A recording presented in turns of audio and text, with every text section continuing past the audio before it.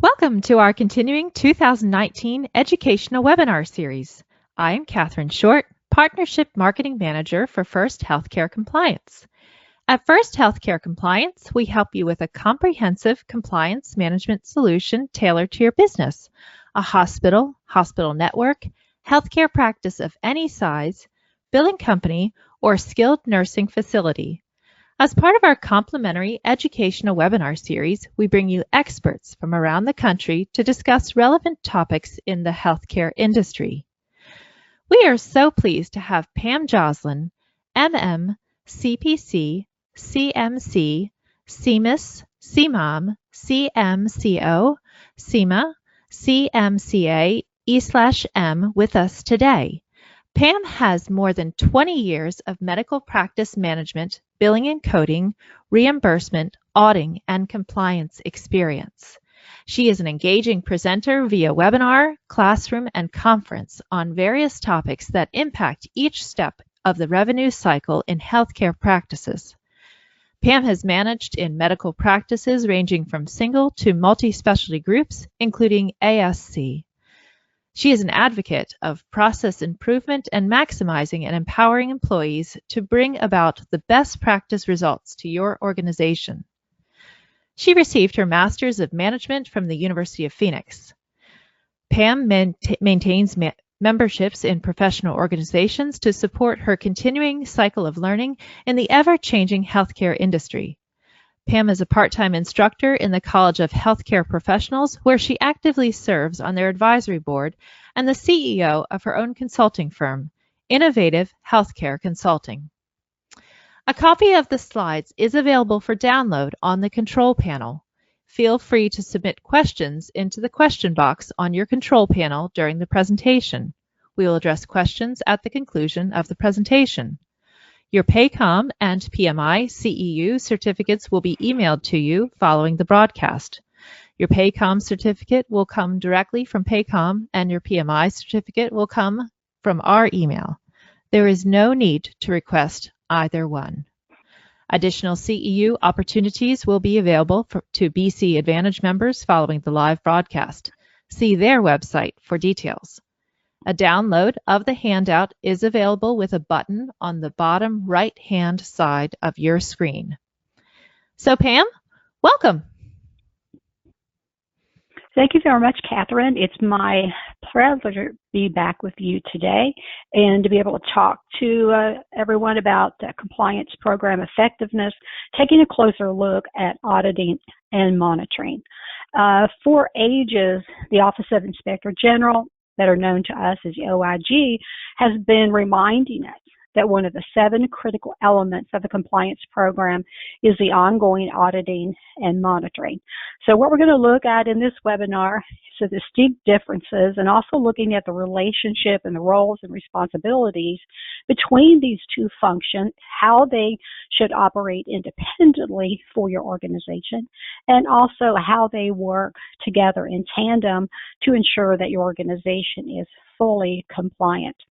And just another reminder, when we're talking about compliance in the Office of the Inspector General, and reflecting when we look at a compliance program, that it must be demonstrated as being fully effective, something that is unique to your organization. There are plenty of canned compliance programs that you can purchase, but reminding us that it needs to be fully effective. And this is where you would, at your own organizational level, identify your compliance gaps with your audit risk and bring it all into effective mode, having key metrics that you track. Without metrics, there's really no way for you to prove what your risks are, and that you have true compliance, effectiveness, monitoring, and auditing going on at the same time. So we're going to take just a brief overview, looking at the differences between auditing and monitoring, and have some tips on how to create a culture of compliance.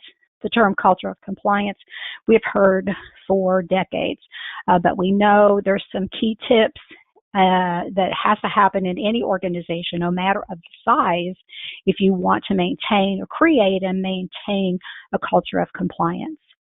And I have a sample job description for you from a credible HR website that talks about the roles and responsibilities of a compliance officer. Because if we're going to talk about the differences between auditing and monitoring, we also have to concentrate on the key players in any organization that makes this happen. And then we'll briefly look at the top OIG work plan areas of risk. This is very important when you're looking at your compliance picture in your organization. Talk about the benefits of the independent monitoring operations in any organizations. And then take a look at reviewing some live case studies, risk and penalties. I decided to finish up with that because after we talk about the auditing and monitoring the culture of compliance, the roles and responsibilities of what it takes to get this done effectively in your organization, we have had in 2017, 2018, some very huge violations assigned to major organizations. So I thought it would be valuable just to touch a base on some of those because that's how we learn. We learn from organizations that have made mistakes, and it gives us an opportunity to look at what went on within their organization, which were, I'll talk about the auditing and monitoring pieces that were missed in their compliance plans. And hopefully this will help you out when you look at refreshing your process in your office. And then tying up with how some best practices maintain compliancy.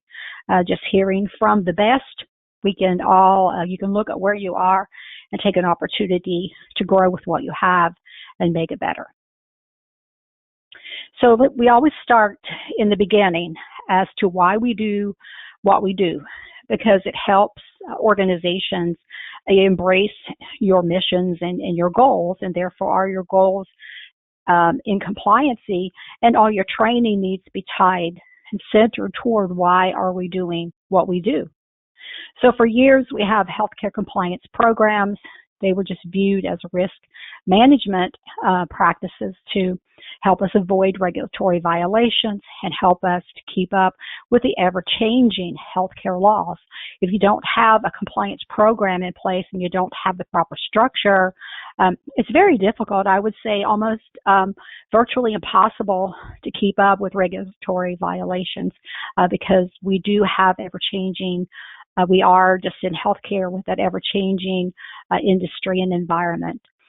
And just to tie it back to the second bullet here, and as traveling and be a consultant, I still encounter several organizations, usually small to mid-size, even beyond mid-size practices who do participate with Medicare or Medicaid or the Children's Health Insurance Program, but they don't have a compliance program. They don't have an active compliance program in place.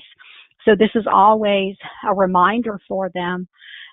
This goes back to the Affordable Care Act, Section 1604, states very clearly that if you're a provider of medical services and supplies, then you need to establish a compliance program. This is a condition of enrollment if you participate with Medicare, Medicaid, or the Children's Health Insurance Program. So looking at the 7 basic elements of a compliance program, just building on to if you participate in these programs, that it is a requirement to have a compliance program. The Federal Register back in 2000 gave us just some suggestions on how to set up your compliance program. It was voluntary back in 2000. Things have changed there with the Affordable Care Act, but it's still great information for you. It has information for small, medium, large-size practices and hospitals as well. It's a great starting document for you. So just looking at the information that they gave us, number one, implementing written policies, procedures, and standards of conduct. Number 2, designating a compliance officer and compliance committee. Because when you have your written policies, procedures, and standards of conduct, this should be from the CEO, the board structure of your organization. And every organization, you may be in a small practice, you think, well, we don't have a board, but you have to start somewhere. Maybe it is your provider that is the reigning authority figure for compliance in your organization. There has to be somewhere where these policies, procedures, and standards start, and then they trickle down, because then you build on how are you going to carry out. Who immediately within your practice is going to carry out these policies and procedures that the hierarchy in your organization has set forth. And maybe you don't have this structure, but if you don't, there are plenty of compliance officers and entities that can set this written policy structure for you. And then number two, you have to have a compliance officer and a compliance committee. You have to have someone responsible for the training and the policies and monitoring the standards of conduct. And number three, the conducting effective training and education. We talked about how healthcare changes on a regular basis. So you have your written policies, procedures, and then also this compliance officer and compliance committee is going to be responsible for any new laws or any new regulations that impact your individual industry, training, education, having your employees sign off that they were properly trained. And number four, developing effective lines of communication. You definitely want that within an organization. You want to create a culture where your employees understand that it works. And you can have a compliance hotline that they can call and report entities or problems that they see in your organization. They don't have to come through, the management lines of communication. That would be the preferred method in any organization, because it gives you an opportunity to problem solve on that level. But they don't have to do that. They can call the hotline. They can, call the OIG. They can reach outside of your organization. So when you look at setting up the basic elements of the compliance program, it's very important, the effective lines of communication, and that people have the trust that your organization, whatever they have to say and communicate, is heard. And maybe they will report to you something that's really not a compliance problem, but yet that they have the trust that you're going to investigate the concern that they have and get back to them in a timely manner is important. And then the fifth element, the conducting internal monitoring and auditing.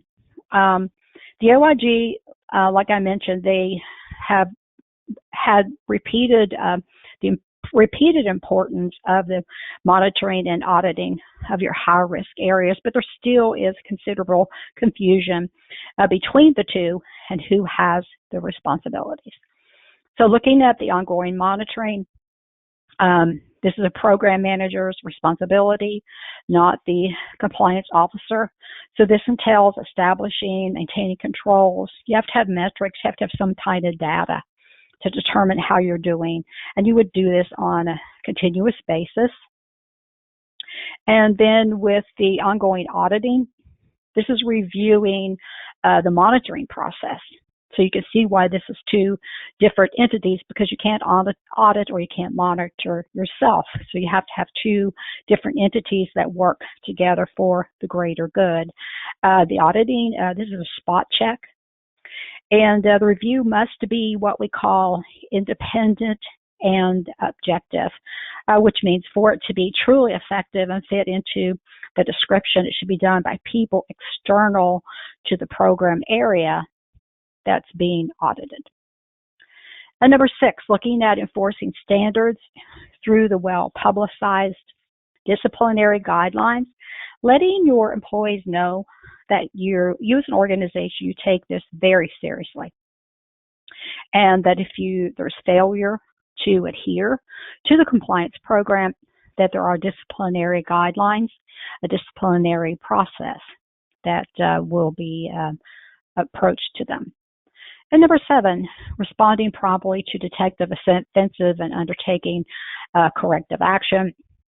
There needs to be a process in place for this that is very timely, it's very thorough, and if there is corrective action, it needs to be fairly distributed to all of your employees that were involved or that have violated the same offense. When you look at the bigger piece of number 7 and you think of managing your employees, you can apply the same principle that if you write up employees and you have some type of discipline and they have the same offense, for lack of a better word, and one of them doesn't get written up or the other one does, or there's some type of penalty, maybe they get suspended from work or they get a write-up, and then the other one gets a different type of treatment, the corrective action for the violation needs to be consistent after looking at the process, and you look at intentions, you look at intent, of course, and then if it's the same situation, you don't want to have disparity in this, just like you would in any HR discipline with your employees, because this will cause a dissension among your employees and make them not have faith that your compliance program really works for everyone. So taking a closer look at the auditing versus the monitoring. So just looking at the auditing, this represents, it's an evaluative process. It's a list of activities that's completed by individuals, and the key word here is independent of the process on a periodic basis. Once you do your risk analysis and you see how you line up with regulations and you have your ongoing monitoring in your organization, this is an ongoing process just to see how you're working on a regular basis. And the monitoring piece of it is the main goal of that is to detect on a timely manner these defective issues that are going on in your practice. And you may have auditing come in every 6 months. You may have them come in. The recommended is at least once a year. But when you're going through your initial process, if you have a lot of issues that need to be dealt with, you may want the auditing piece of it or the external piece that's independent of your process to come in a lot sooner, maybe quarterly, maybe 6 months, until you get it manageable where the internal monitor employee or distinction can keep it going on, because you want to have data. You want to look at it on a regular basis to see how you're doing. Also, the advantage of having an outside individual is generally these are they're just very independent of the process. We see this a lot in auditing medical records, in that internal monitoring sometimes with the coding and billing team or even the auditing team, they are looking at the documentation and they're very common, they're very familiar with that, and sometimes they have a tendency to say, oh, we know that Dr. Smith always says this in his documentation, this is what he really means, so we're going to give him credit for that because we know him and we're familiar with that. But you have to think, so the value of an outside auditor, especially with the medical records, and the E&M is going to come in, and they're not going to have that same sense of familiarity that your staff does with the provider's documentation. They're going to look at it from a very, very objective viewpoint, but there's a value in that as well. Because if you're having if an insurance company decides to pull your E&M documentation, they're probably going to look at that documentation from an independent view, because they're not going to be familiar with, oh, Dr. Smith or Dr. Jones always means to put this in their documentation. So hopefully you can see the value of having the two, and they actually have an integral role in the organization. Once again, the monitoring allows for this early identification and correction before a problem can really get big and maybe cause the company to be non-compliant. And then the auditing is going to come in and perform activities that look at, it's a matter of fact type situations. And they have this independent perspective for the operational management of your organization. So let's look at how this works in an organizational structure, and I'll share with you some of just a couple of the problems. So when you're setting this structure up and you want for it to be compliant, you want for it to be pure, right? So under this sample organizational structure, the policies and procedures and just the goals and missions of the organization.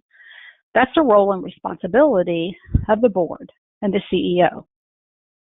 So you see below that on a linear reporting structure can be your chief medical officer, your human resources, your chief operational officers, your chief financial officer, and your compliance officer. They're all linear and they all report to the same structure, the board and the CEO, who comes out with the initial vision and decides upon the policies, and then these entities that are in a linear structure are the ones that's responsible for carrying out the goals, policies, and procedures and vision of the organization.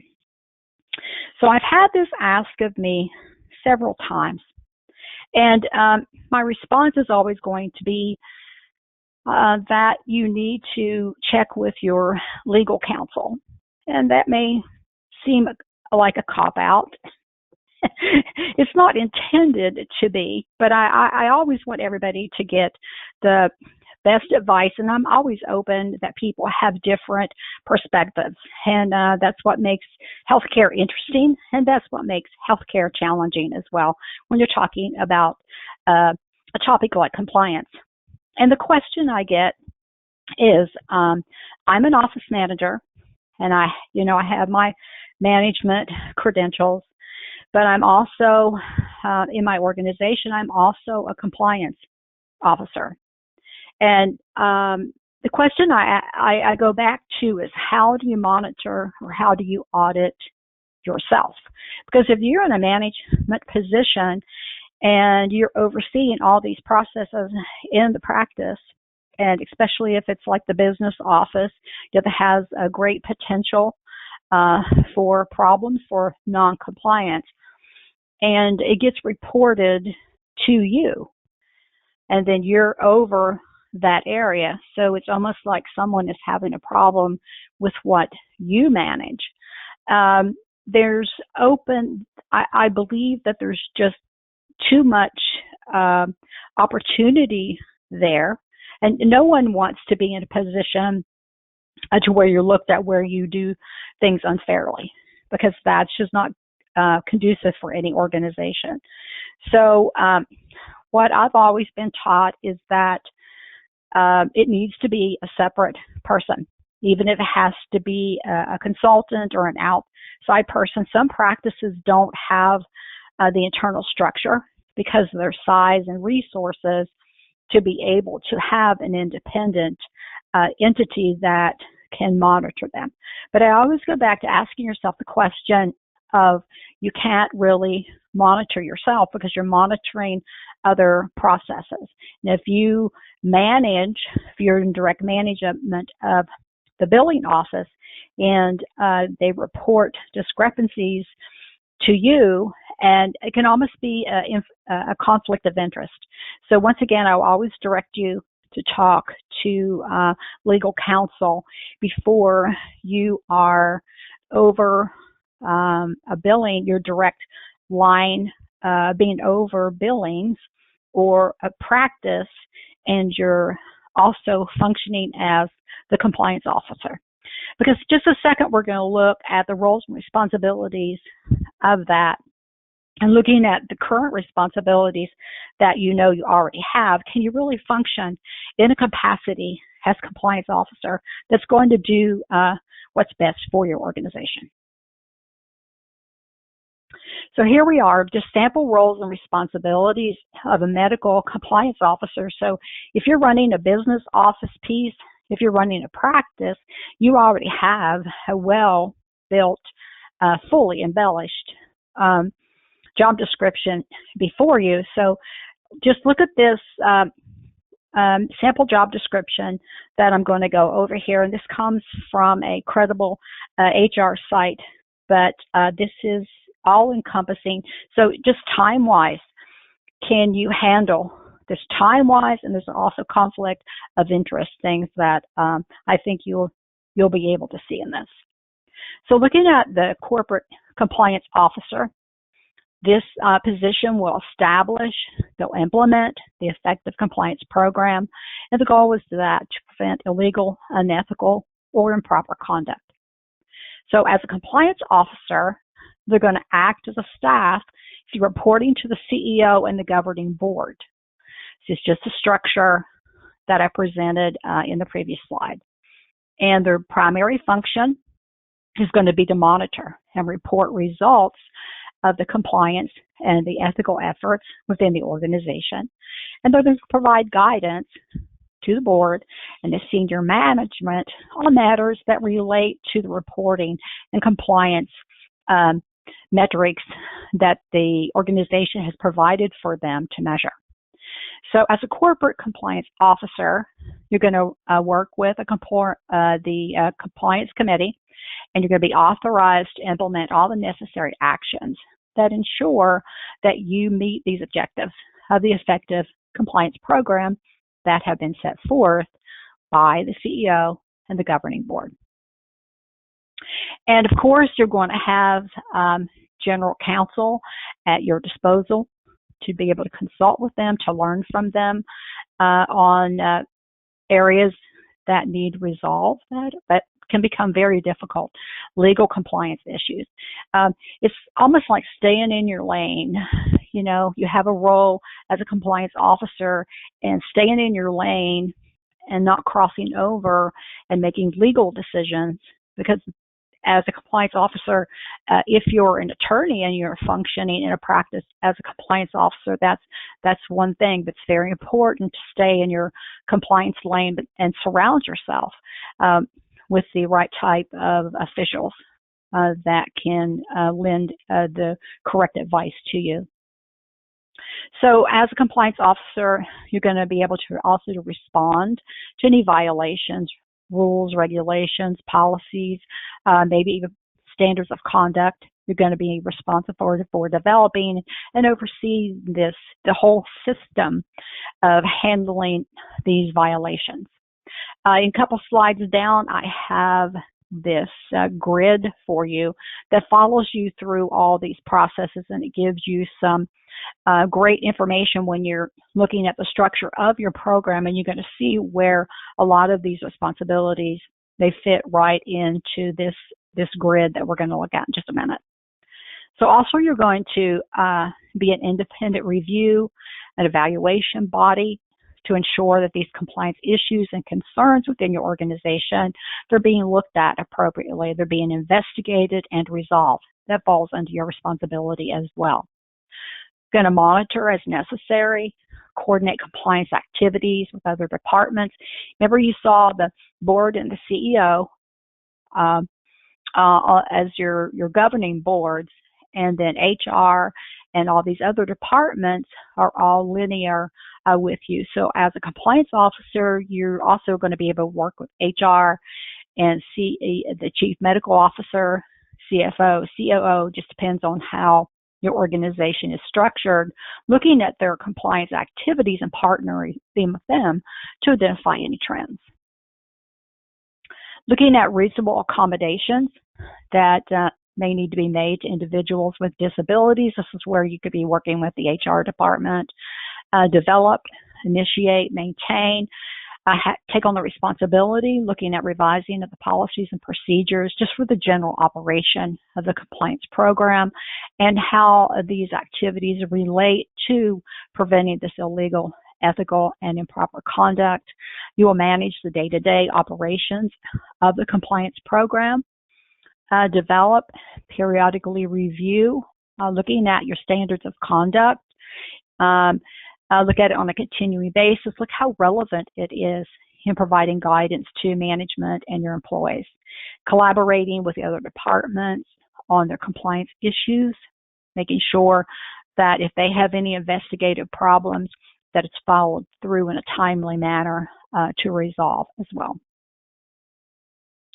On a regular basis, you will be asked to provide reports to the Corporate Compliance Committee and Senior Manager. Just let them know, keep them informed of the process, what's working well in your organization, what are there any new risk areas that you need to set up some type of monitoring on.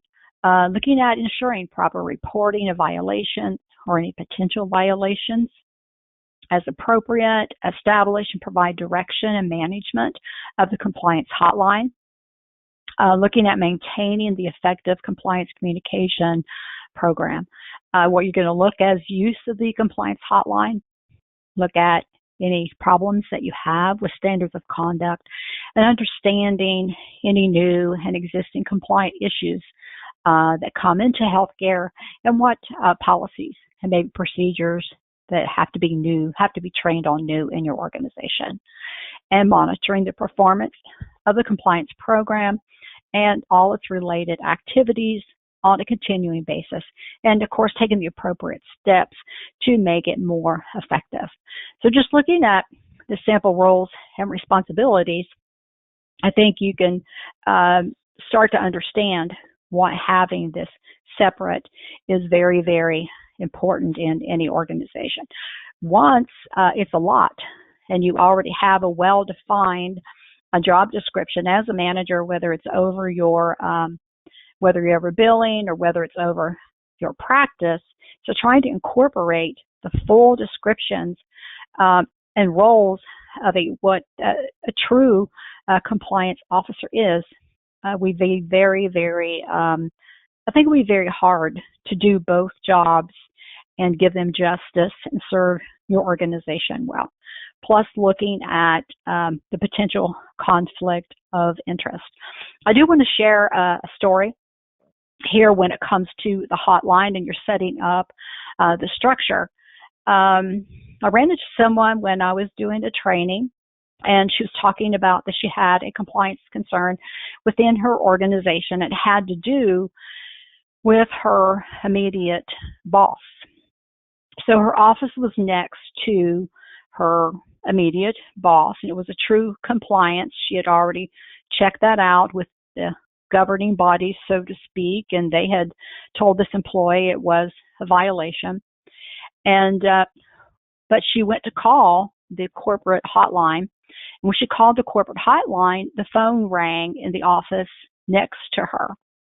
So her director was in charge of the hotline. So she hung up because she's like, this can't be true, right? I'm calling to report my director on the corporate hotline, but it's ringing in my director's office. So she hung up and tried it again because she just didn't want to believe that that could be true. But once again, every time she would try, the phone would ring and go over to a recording. So when we talk about the structure and for people to feel safe, that they can report violations in your organization, you really do have to look closely at how this is being reported. Because if you have a director or a manager, like I was talking about previously, that's also your compliance person, and an employee has an issue of violations against them, then it's how beneficial is it that these individuals are the ones that's manning your hotline, and they're going to hear, even though the individual's not going to leave their name, they're going to hear that this individual is complaining about them. So looking at the effectiveness of it is huge. So how do you create a culture of compliance? It always has to start at the top. And I've highlighted some key words here. So looking at the best of organizations, they understand the basics of just clearly defining what that means. What is your vision? What is your goal? What is your style of communication? Letting people know that it's important that they follow the culture of compliance, that there is reward, there's also consequences, that that it's all measured and it's reported. So everybody in their own department needs to know what's measured, how that ties to compliance, and how it ties individually to each department's success story for the organization. And what are your reporting objectives? So that way everybody has goals that they can work toward. And then when these goals are not met, that there needs to be value information that you gather to measure and analyze. You need to manage those corrections, improve your prevention, detection of these failures that you're managing, and then work toward, when you involve your employees, and then you need to be open for innovative new ideas and opportunities. None of these jobs are solo flights for anybody.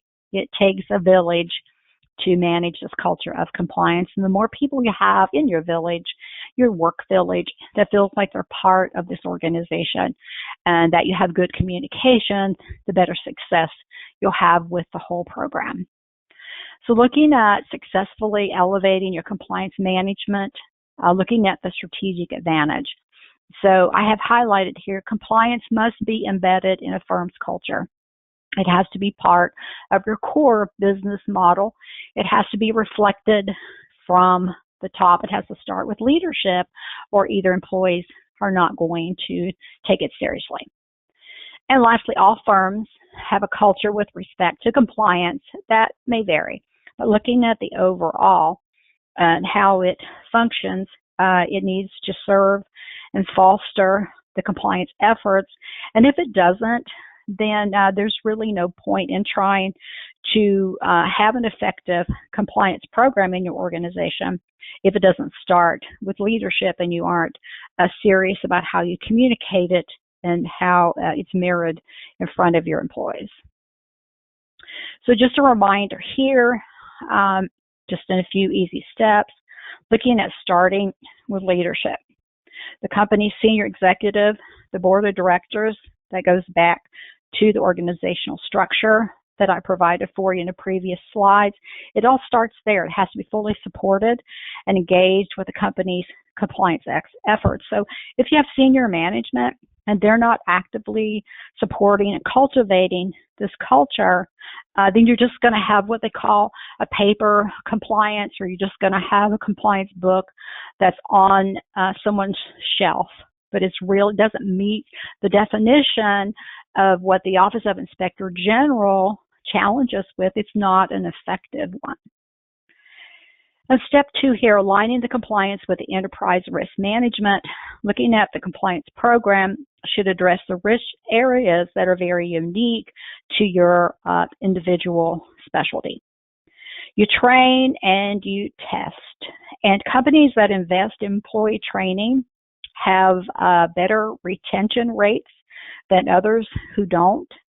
This training needs to be ongoing, always reviewing your policies, looking at the employee assessments, but investing in effective compliance program is not cheap.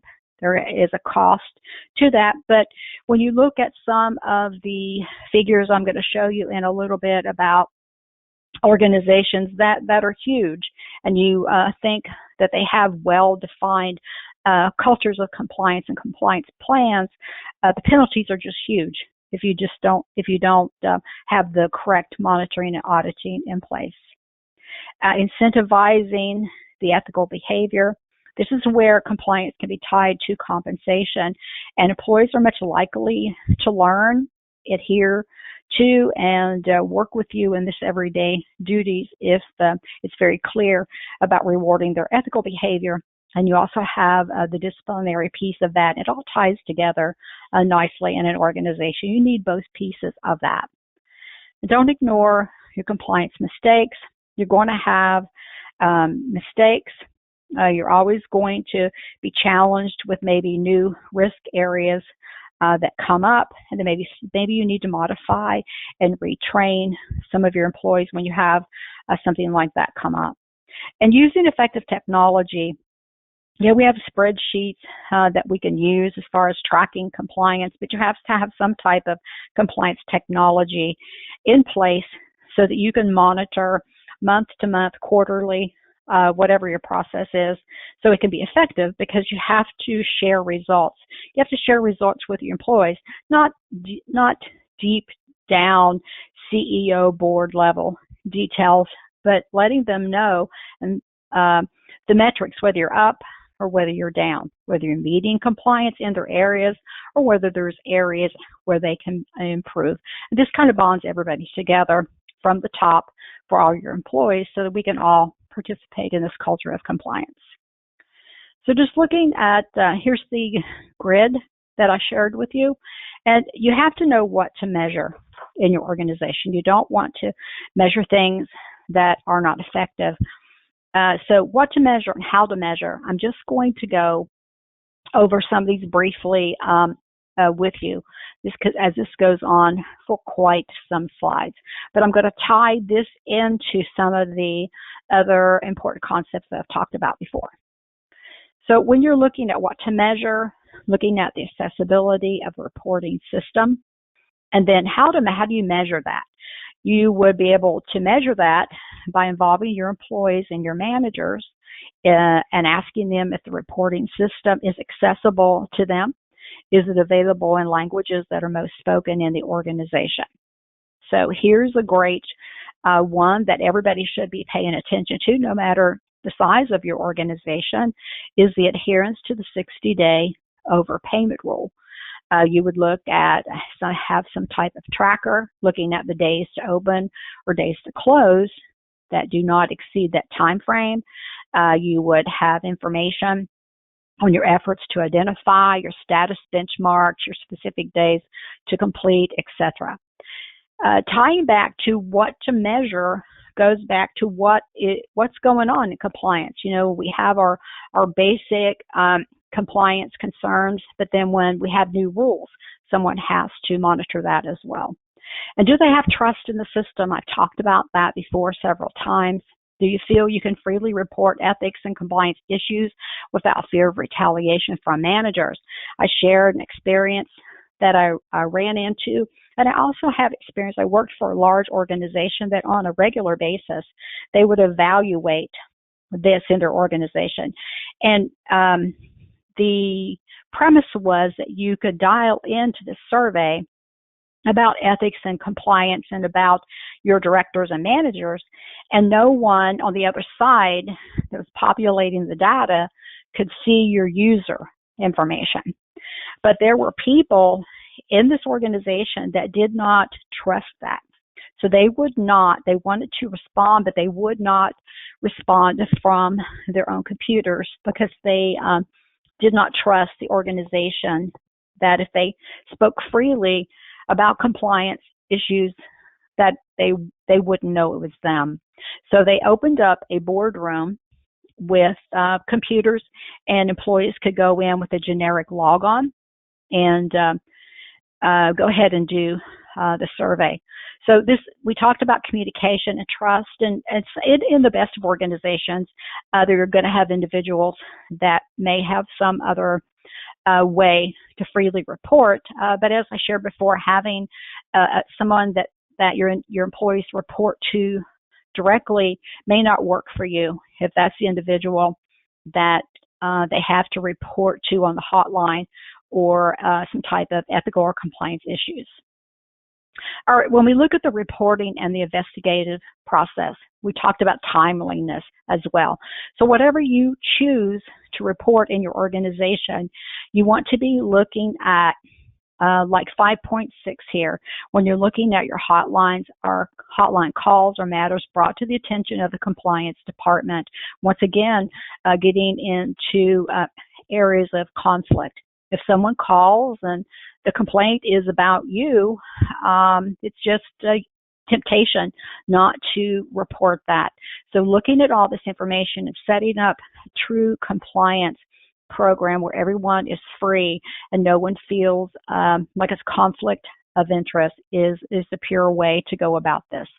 So also on this one, looking at the investigation, you want to pull some type of investigation. This is how you would monitor this internally, and then externally someone would come in. You would monitor this, and externally someone would come in and look at this as well.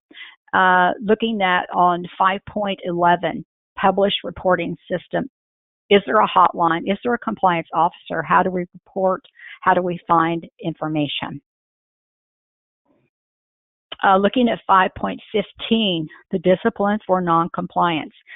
Did you document the reviews, the interviews, monitor to ensure that the disciplinary policies are being followed consistently? And making sure that your culture knows how to report. They have different venues, different opportunities to report any potential violations. Looking at 5.18, the awareness and effectiveness of the internal reporting system. This is where you look at your employees, your vendors, your contractors, and how they report. Looking at the level of retaliation, individual comfort of these reporting systems. And you can do this by some type of survey. That's very important to understand the pulse and the trust of your organization. The hotline reporting system. Are there test calls? Are the calls answered? How is this handled? Is there an external vendor? This is a choice. Maybe within the size of your structure, you don't have a compliance officer, or you don't have a hotline, or currently it goes to someone that is in management. Hopefully this will give you an opportunity to kind of rethink that. Maybe you do need an external hotline vendor for that. Looking at, here we go, 5.22, I wanted to bring this up, the investigative resolution and timeliness. Looking at your documentation review. So whatever time frame you set up, then that becomes how you monitor this whole process. Are your reports closing timely? What is the investigation time for each of these violations? How are they handled? The audit case files, are they demonstrated? Looking at how this process was followed. Is it a management issue, a legal issue? Is there a triage tree? Looking at the written escalation process on 5.26, the documentation review. Is there a written procedure to determine at what point a matter must be reported to the board, the committee, or the government agency? All of these are very important. So looking at your risk assessment, is there a document, enterprise-wide risk assessment? Looking at who participates, what topics are prioritized in that? What are the mitigation steps? How are they determined? Is there being training? Looking at auditing the risk assessment process for these individual areas. So looking at 5.34 is auditing and monitoring based on risk areas identified in the risk assessment process. So to do that, you would review the risk assessment process and what audits and monitoring are on your work plans. And you're looking at the effectiveness of this, bringing in your business leadership, and with the monitoring and auditing work plans, what internally and externally are used as far as risk-based plans, because remember, both of them have distinctive roles and they have value within your organization that both have to work together. You have your process, you have your audit inventory, you have your compliance department. Their role is to review the audit plan and process to ensure compliance with the key stakeholders and that part of the process. Looking at the audit process and need for advice of counsel, relating to the audits. Just having a referral process to track their attorney referrals, looking at the tracking that the attorney has consulted, right? When you want to bring them in on an audit finding and get in their expertise, advice. Then you have your benchmarking, you have your accountability, then you have your audit results that's going to be tracked and trended. Either you met, exceeded, or there's a little bit of room when you run those metrics on a regular basis. Then you're going to look at how is this resolution of these efficiencies documented, and what's next? Do we need to create a new policy? Do we need to train again? Looking at the corrective action plan, you see how all this ties together from front to end, tracking the whole process that you have agreed upon within your organization. And if you have corrective action plans, making sure that you have documented follow-up process, that management has completed all the items in the corrective action plan. All right, looking at the auditors, auditing the auditors, this is where you have that third party, the non-retaliation, the way you monitor that. This is how the compliance officer can connect and have a role in HR, is the exit interviews, employee surveys. Vendor oversight is where you review vendor certifications, track consequences for vendors not adhering to compliance programs. All right, just briefly looking at the independent monitoring. And once again, this is sometimes in an organization a resource-based problem. But yet, if we go back to the beginning, and that's where I started with this, if you're billing Medicare, Medicaid, and participating in those federal programs, it's not an option for you not to be doing the auditing and monitoring. The independent monitoring to be done inside, there's time saving if you have someone to do that, and they're also closer to the problems. They can resolve these problems in a more timely fashion. If you have someone externally, it depends on how you onboard your contract with them. If you can't afford or you don't have the resources to have this independent monitoring, then you may need to have somebody that functions to do this monthly auditing with you. So that just depends on how you have your structure set up. And I get in small to medium-sized practices, I see this a lot, that you just don't have the resources to even do the monitoring the way it should be. But looking at the time saving, the cost effectiveness, and the objectivity of it, you're there. If you have someone on a regular basis, because the auditing person that's just going to come in quarterly, every 6 months, once a year, or whatever. Again, that just depends on how you structure it. I see that all over the board, basically looking at the size of the organization and the resources that they have to get this done.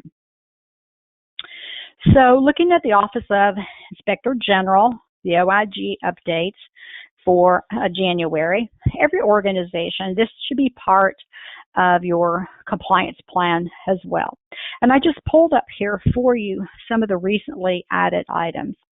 So the Office of Inspector General, here with the work plan, they have strategic goals, they have objectives, they help you to comply with applicable laws, regulations, there's audits and evaluations that they conduct.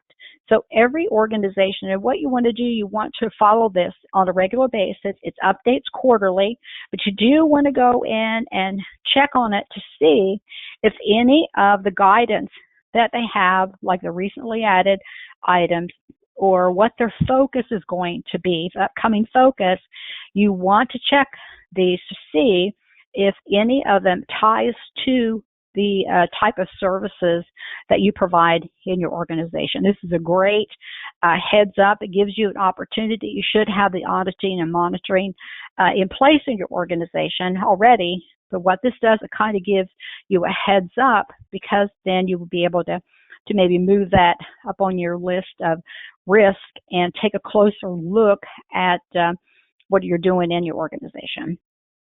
So here's just an example that I pulled from that. You have Medicare payments for clinical diagnostic labs tests in 2018, and they'll start out by telling you that Medicare is the largest payer of clinical lab services in the nation. Medicare Part B covers most lab tests, pays 100% of allowable charges with no beneficiary co-payment. They'll tell you why this is important to them, that Medicare paid $7.1 billion for lab tests, and it's a total that's changed very little in the 4-year period, but 2014 to 2017. They talk about the Protecting Access to Medicare Act of 2014 and the purpose of that. And then the last bullet here just states on January the 1st, 2018, CMS began paying for lab tests under the new system, and they required the OIG to publicly release an annual analysis of the top 25 lab tests by expenditures. So this would be important to any of the organizations that have lab services as attached to part of your healthcare entity. So this would be something that you might want to add to your risk assessment and your trending, is to follow this with the Office of Inspector General. So if you don't offer or you're not associated with lab services in your organization, I'm sure there's something within the work plan that would help you with developing your risk analysis. So looking at a couple of cases that were really high. I'm just going to bring a couple of these up for you as we're powering down a little bit, because it ties back to all the foundational pieces that I mentioned earlier. So you had a judge, they rule in favor of the Office of Civil Rights.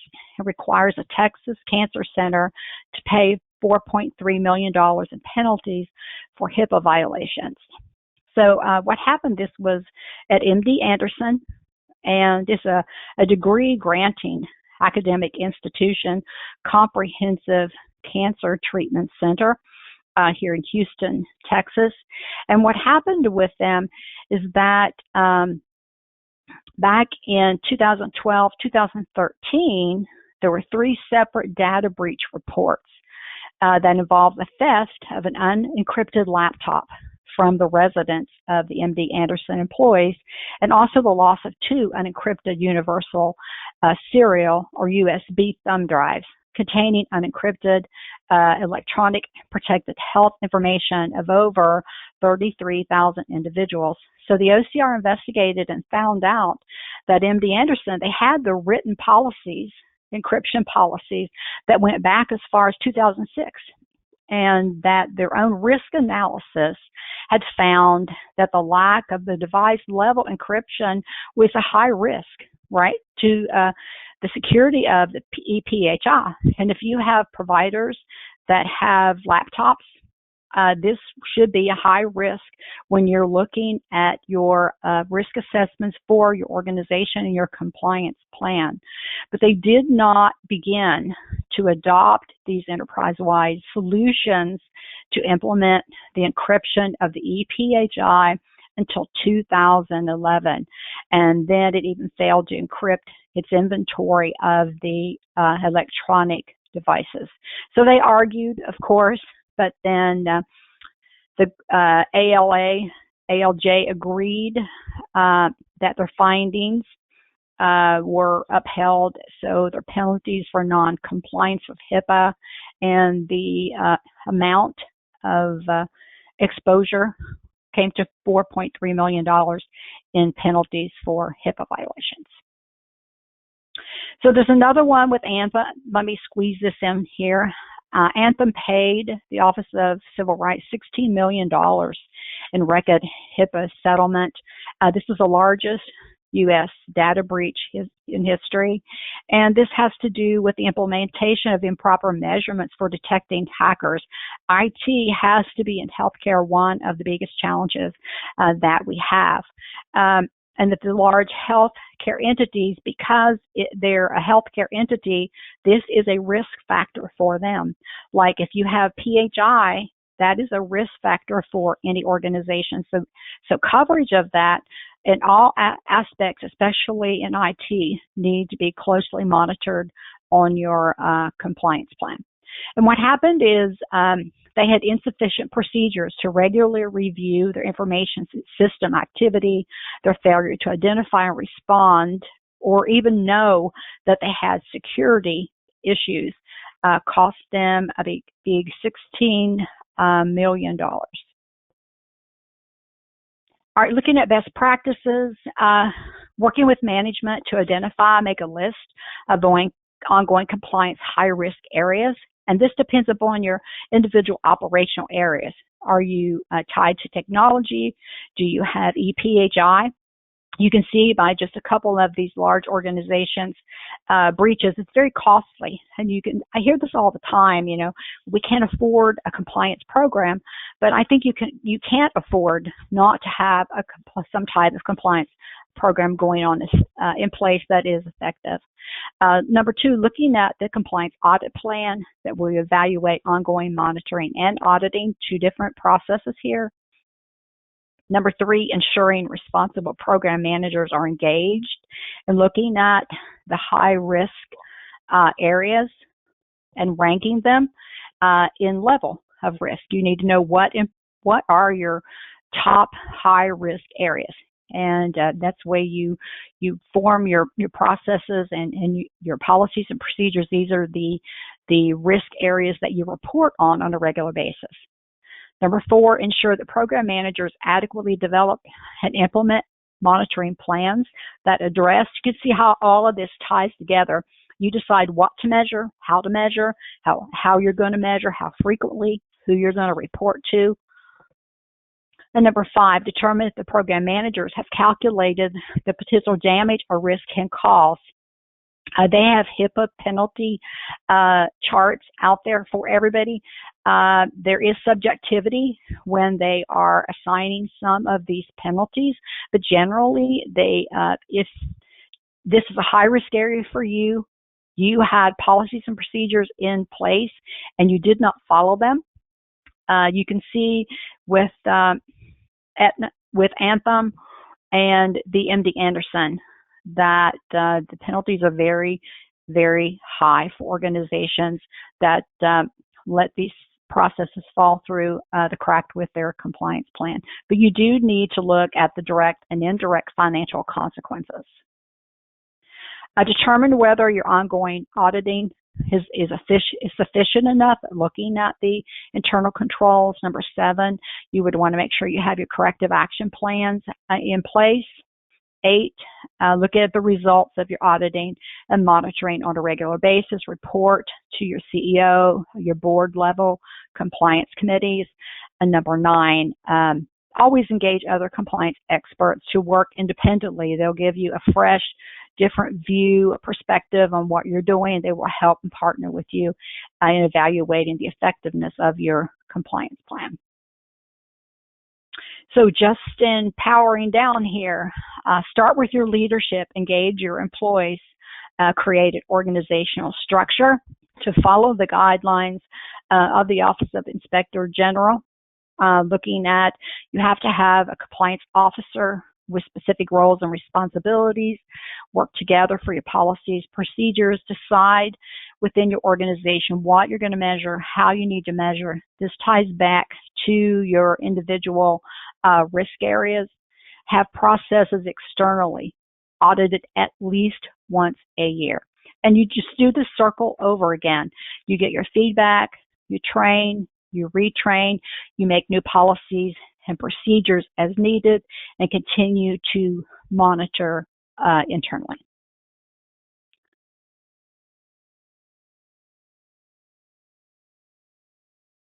Some resources for you, and back to you, Catherine. Okay, thank you so much, Pam.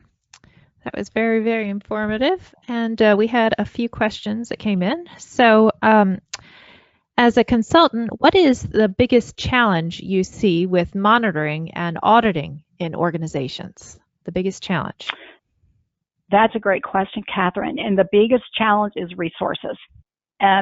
Because if you participate in a federal plan, you have, since the Affordable Care Act, the responsibility to do so, but we still hear on a regular basis people either don't know. There's still a large part of the poor, population that we have taught to that just don't know. They're supposed to have it in place, and they don't have the resources to do that. And I think I shared that you have to do it, and if you can't do it internally, and we understand that outsourcing, just as long as you are meeting compliance, as long as you're trying to do something, Okay. it's important to acknowledge that you should be doing something in your organization.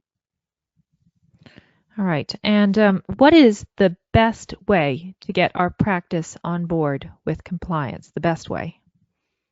Oh, that's hard. The best way is somebody in your organization, if you don't have the structure, somebody has to start the fire burning. And sometimes we've seen this start, with employees, not even with management or CEOs, but somebody that makes them aware, because it has to come from the top. And if you are in executive positions, and that is part of your organization, and speaking why, showing them the penalties, and creating this culture of compliance has to come from the top. And employees, once they've been taught that this is healthcare, this is just where we are. These are going to be the incentives. We're going to incentivize you. We can reward you. And then there's going to be, on the other side, disciplinary guidelines for those that do not follow the process. And then you just move forward with that. And there's going to be those sector of people that may be resistant if this is new to them. And this is where you have that disciplinary piece. And management tells us that you have to have at least 75% of your upper level management, supervisors, and I include this in doctors, I include doctor managers in this, in order to initiate a new process in an organization. For it to be successful, you have to have at least 75% of the people on board from the beginning and moving forward. And then you can deal with the 25%, stragglers that want to take their time to embrace the new concept. Okay, great. Does the compliance officer have to be a full-time employee of the company? Oh, that's great. Just refresh on this one. They don't have to be, and quite honestly, the size of your organization, you can't support that, because once again, the dual roles, you would need to check with counsel. But I've had experiences with people that I know, and then working in a large organization where people can't have those dual positions because of the conflict of interest. But this would be one thing I would definitely defer to counsel to help set up that structure. But a lot of organizations, based on their size, small, medium, even medium to small practices, can't afford to have that position full-time there. And there are other alternatives just to meet the goals. Okay. Well, thank you so much. Do you have any other words of advice or anything else that you wanted to leave with us? I think just in summary, the acknowledgement that it has to be done, that they're having an active compliance program in place, not just a book on a shelf that's not pertinent. Maybe you bought it somewhere, maybe you got a good deal on it, but it has to be tailored to your unique organization, because the employees can see that as well. They can see themselves in a specific made plan. That monitoring and auditing are two separate processes under the compliance building blocks. And however you get there, there's different ways to get there to be compliant, and whatever way that is, as long as it meets all the conditions that's set for us by our regulatory entities, then I think you'll be good. Yeah, I've heard that so many times. It can't be a dusty book on the shelf. So it has to be an active document. And someone comes, you blow off the dust, and I have a book, Right. Yeah, Right. it's a lot of work. It's ongoing. Well, I really appreciate you coming on here and having this webinar for us. So thank you so much. Appreciate it. Thank you for asking me. My pleasure always. Yes. Well, attendees, thank you also for attending, and please use the contact information for Pam Joslin there. You can also contact us, and if you send us questions, we'll forward them on if you think of something later. Please remember your PAYCOM and PMI CEU certificate will be emailed to you from within 2 days following the broadcast. There's no need to request it. You can register for any future webinars or request a demo of our compliance solution on our website at firsthcc.com or call us at 888-543-4778. And thank you for joining us.